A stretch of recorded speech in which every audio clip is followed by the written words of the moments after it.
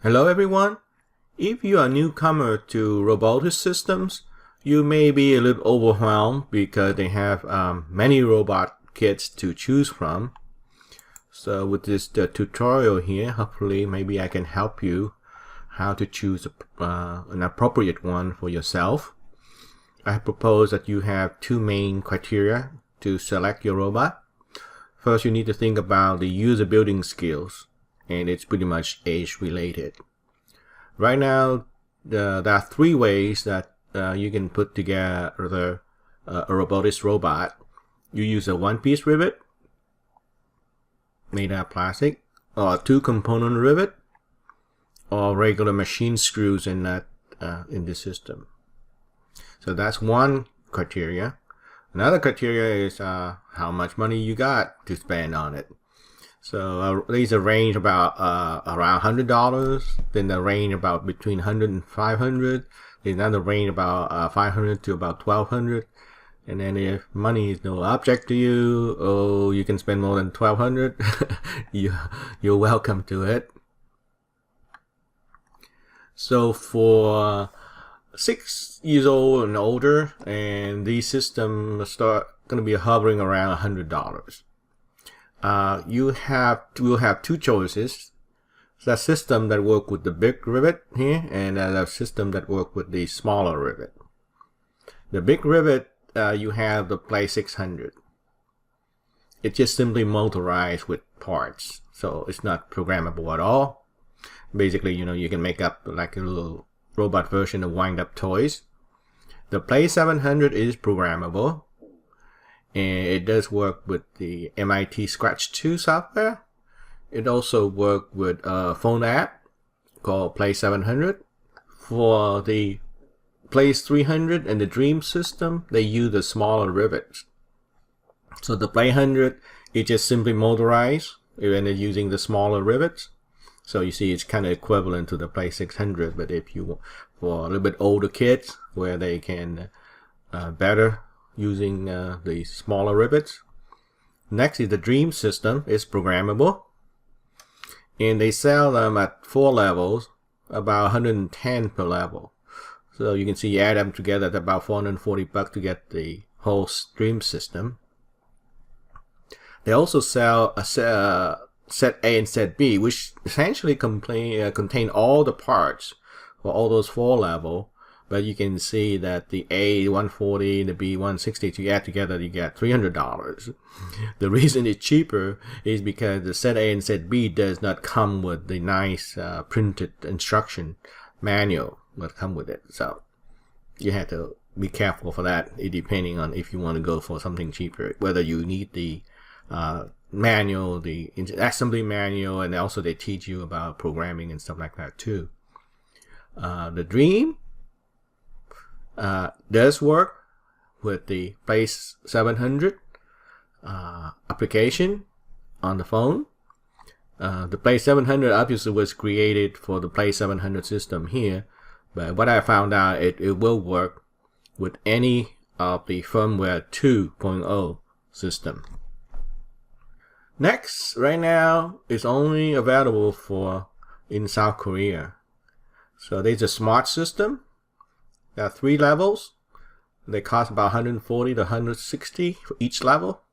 The key difference now is it does allow you to do motion programming with it. And it has its own phone app called Smart, plus M Smart.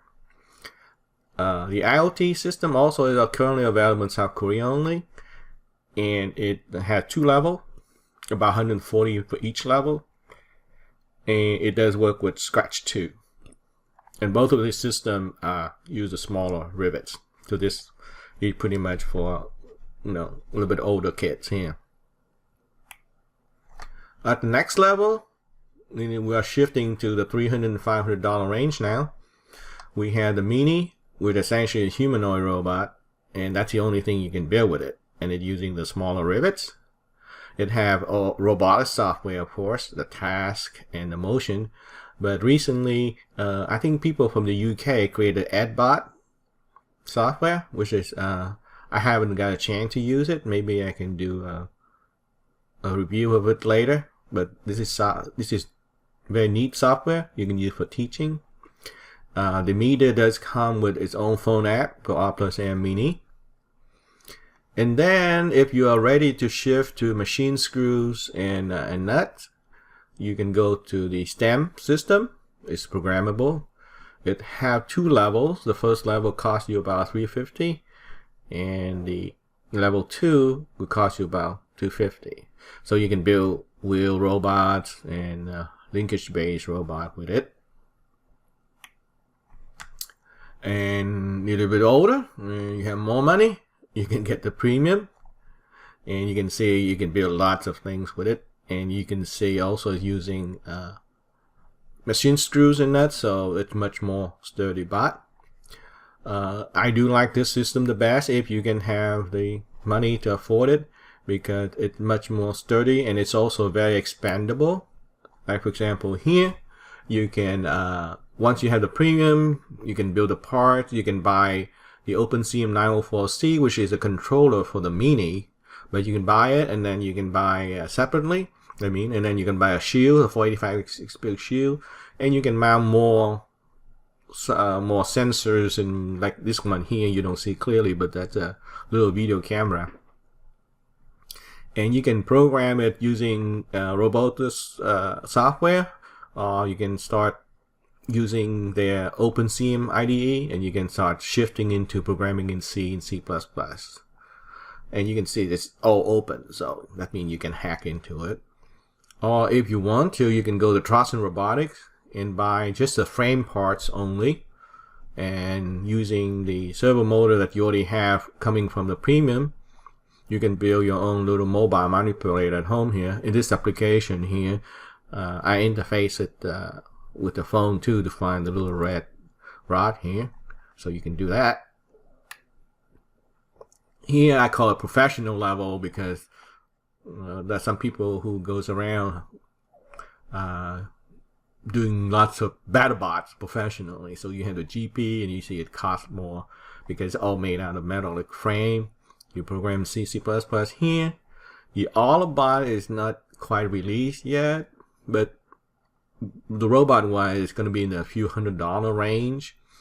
But I put in the professional level because you need to know how to do Android OS programming with it. I mean, you can create your own mobile app using Android Studio, which is very hard to deal with.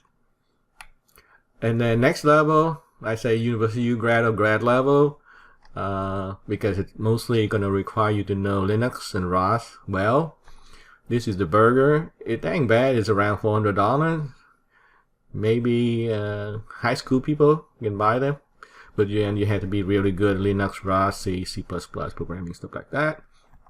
And then this is the waffle. It's around $1,800 though.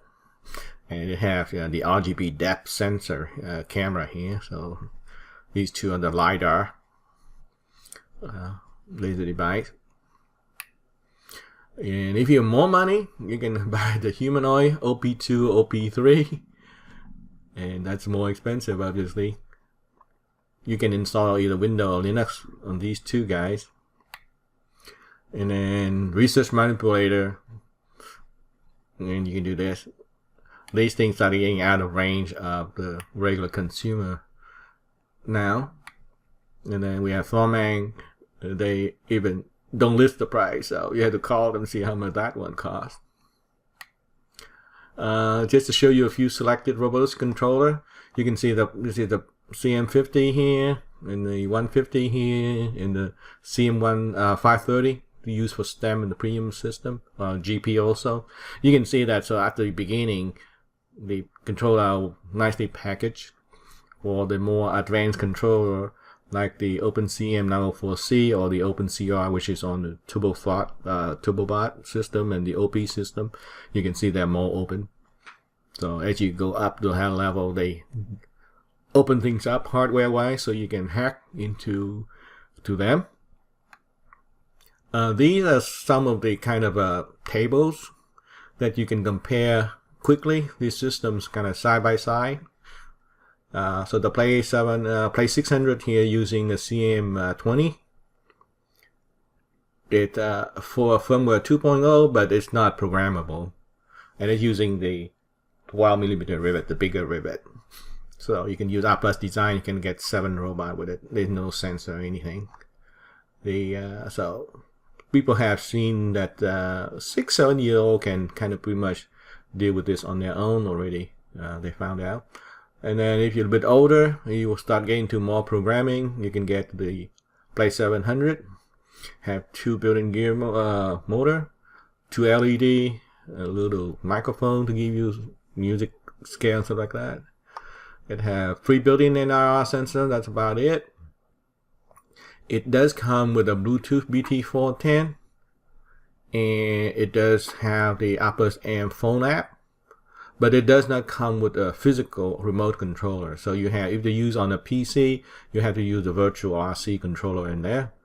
Or of course, you can always use the virtual RC remote controller from the app Play 700 from your phone to do it. The interesting part is this hardware. This robot is compatible with MIT Scratch 2 IDE, so you can use that. Also, it actually, you can program it with the Autobot SDK. I wrote the Autobot SDK here in parentheses because it requires knowing lots of Java, and it requires to use the Android Studio, which I don't think you're going to find very hard to find any 8 years old that can handle that. So this option here is really for developer who may be interested in developing some kind of app that work with the Play 700 for the kit. Basically, if you want to create your own app that kind of equivalent to the app that is provided by ROBOTIS free for it. So that's more challenging. The Play 300 is not programmable either, but it's using the 6mm rivets. The Dream using 6mm rivet, and what it does is have 2 gear motor port, it have 2 device port. And through the 2 device port, you can put various sensor, touch, color, magnetic, passive IR, temperature. So 2 device port, you can also use servo motor for them and LED, stuff like that. It does come with a physical remote controller, RC100B. They give you 2 dongles, master and slave set for the Bluetooth. Of course, it's also programmable, accessible through the Autobot SDK. It does work together with the Play 700 app, and but there is a trick to it, and we'll show you in another minute. The Smart and IoT system right now is available only in South Korea. The main difference between the Dream and the Smart system is they have more of those 5 ports. So you remember the Dream has only 2 device port here, but the Smart, because using the CM200, it have 8 device port. So basically you can hook up 8 servo motor to it or other sensor to it. And the key thing here is that you can use motion programming with the Smart system. It has its own phone app, R+ AM Smart 3, of course compatible SDK, Autobot SDK also. The IoT has a different controller, OpenCM70. It's a firmware 2.0 system. It has only 4 of those 5-pin device port, so it have less port, but it's using the various sensors and servo motor as a matter of fact as a Dream system, as a Smart IoT. So that's one group. The IoT is special is in the way it does interface with MIT Scratch 2 IDE, and of course it's compatible, it's workable with the Autobot SDK also. It has its own app to do it, and then next you shift to the Meanie system. So I have 4 dynamic XL port, have 2 device port. But you can hook up to about 4 device port. There are 2 of them that actually can only be used for actuators, type of LED or user device. But it has a total physically 4 device port, but the other one you can only put sensor into them essentially. Now this one is have Bluetooth 2.10, It has its own little app. This is really just for consumer to play with the Humanoid Meanie. The controller itself have GPL header. You can use it to connect to the OpenCM 485 extension board, and then you can program using the OpenCM IDE. If you're good, you can good at C, C++. You can also interface the OpenCM 904B with the Autobot SDK. Next is the stem. The stem is one of the older ones, so using the CM530, which is firmware 1.0.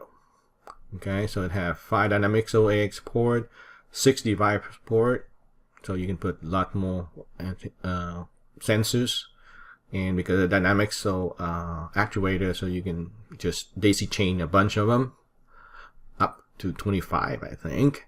And then they program it to have their own embedded C library, so you can use that.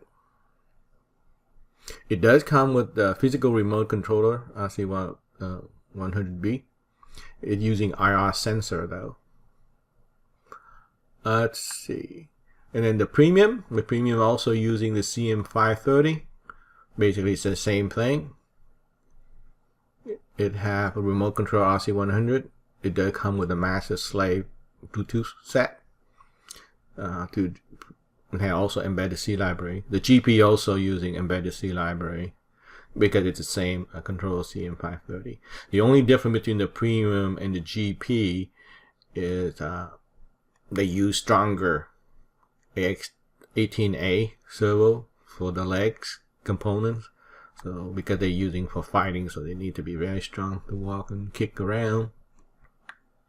So depending on what system you choose, I made some book that will help you, some instructional book that can help you with. So if you have a CM50 system, you can use this book. The website here tell you more detail about it. For the other system like CM5, 510, 530, basically firmware 1.0, you can use this book published by Springer.